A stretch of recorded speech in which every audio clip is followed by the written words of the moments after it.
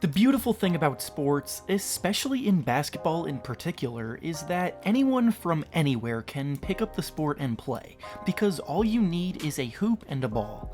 Over the last few decades, the game has been transitioning from being a mostly American sport to something with a worldwide global outreach, and as a result, we now have players from the NBA to make it to the league from around the world.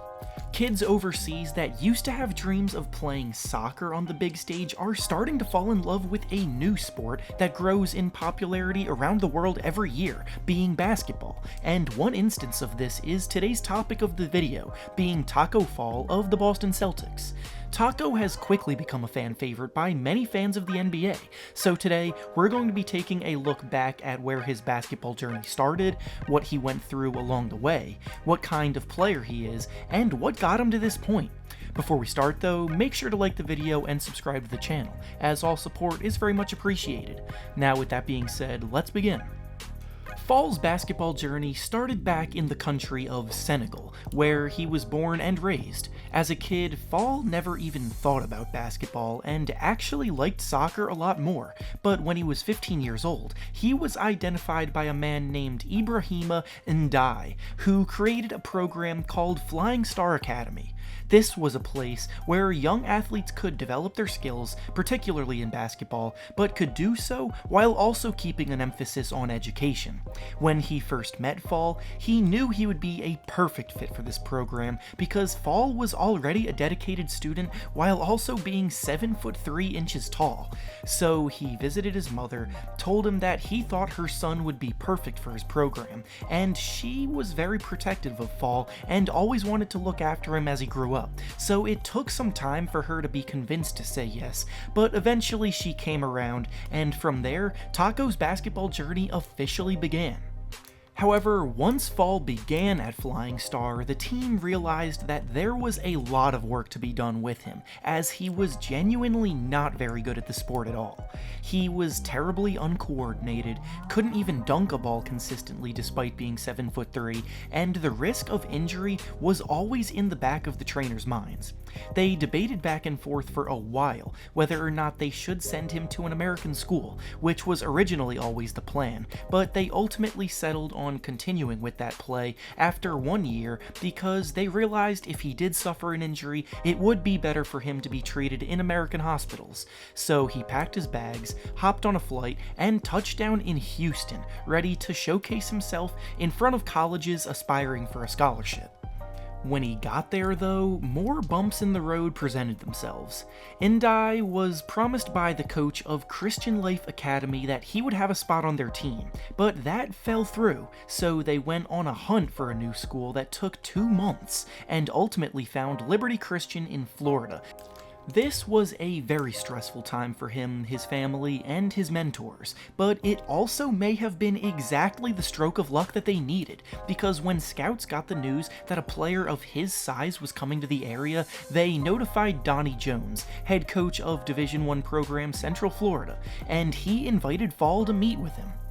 Jones admittedly didn't know a single thing about Tacko when he first set this up, and honestly didn't have very high expectations because most of the meetings with potential recruits end up being formalities that don't go anywhere. However, when he first met Tacko, he was incredibly impressed with how he carried himself, how motivated he was, and obviously his stature, and in that meeting, he immediately offered him a scholarship. Fall didn't accept immediately, and as he competed more and more in the high school and AAU scene, he received more and more offers. He played alongside #1 recruit and eventual #1 pick Ben Simmons in AAU on the team Each One Teach One, and as he continued to throw down dunks and block shots with ease, more teams became interested in him.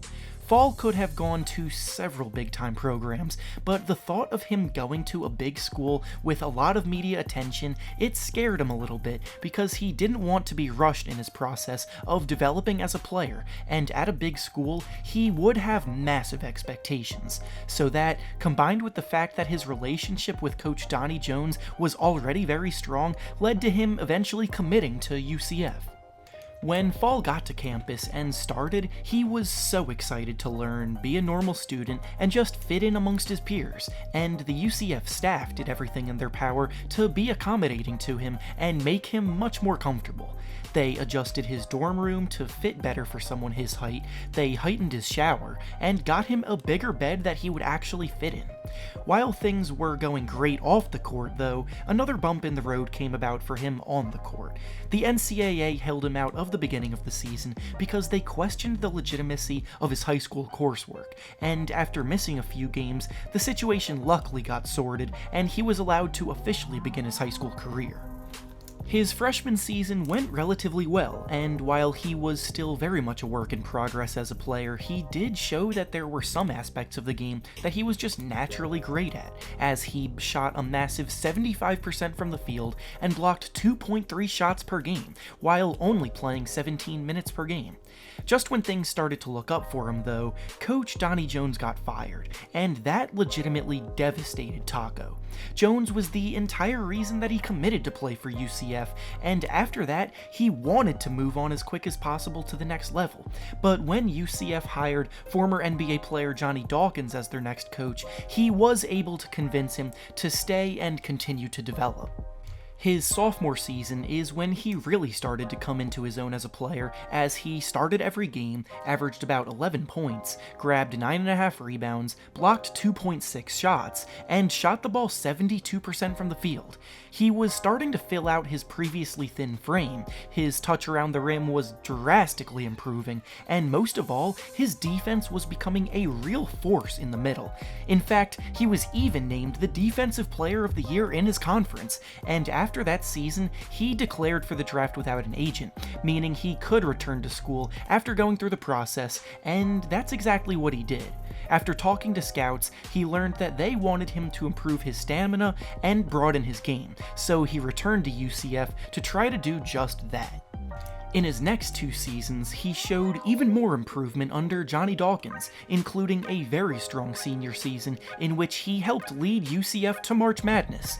The final game of his college career came in the tournament in a legendary duel against Duke, where he faced off with Zion Williamson and came unbelievably close to getting the best of the eventual #1 pick.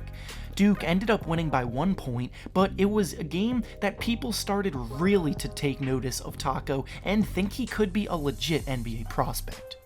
Having finished his college career, he turned his attention fully to preparing for the draft, and after workouts with several teams in the pre-draft process, he came away confident that he would be drafted.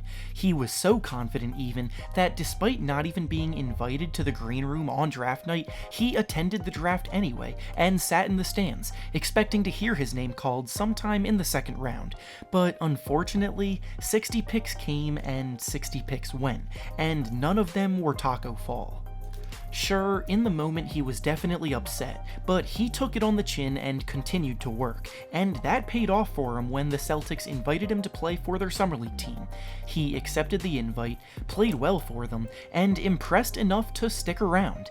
The Celtics gave him a 2-way contract, meaning he can spend 45 days with the Celtics and the rest of the season with their G League affiliate, and that brings us up to the present. Despite his enormous height, Tacko wasn't guaranteed anything on the court and legitimately worked for where he is now. He's a great guy off the court, a fun story to root for on the court, and it's not a surprise that he's instantly become a fan favorite not only in Boston, but for all fans of the NBA. This was exemplified when the All-Star Game voting came back and showed that Tacko actually received the 6th most votes from the fans amongst front court players. Some may think it's ridiculous to give a bench player this much hype, but I don't see the harm in it. He's an interesting story and he's easy to root for, and I hope he has a long future in basketball filled with many more moments like this one for years to come.